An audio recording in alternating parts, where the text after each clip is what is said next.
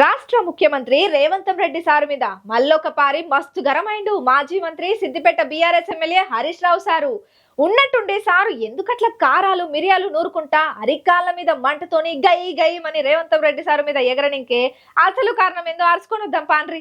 ముఖ్యమంత్రి రేవంత్ రెడ్డి సార్ మీద మాజీ మంత్రి Siddipet BRS MLA Harish Rao sir ఎప్పట్లెక్కనే మళ్ళా కారాలు మిరియాలు నూరబట్టిండయ్యా.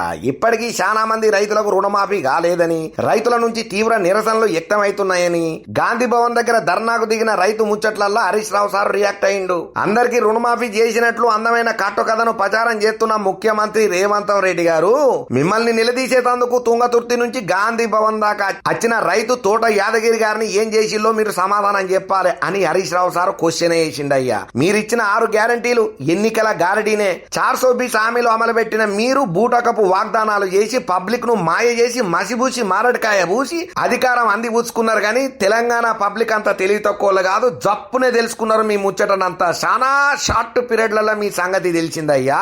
మిమ్మల్ని నిలదీసేందుకు ఒక్కొక్కరుగా గాంధీ భవన్ కు చేరుకోక ముందే పాప పరిహారం చేసుకోండి, తస్మాత్ జాగ్రత్త.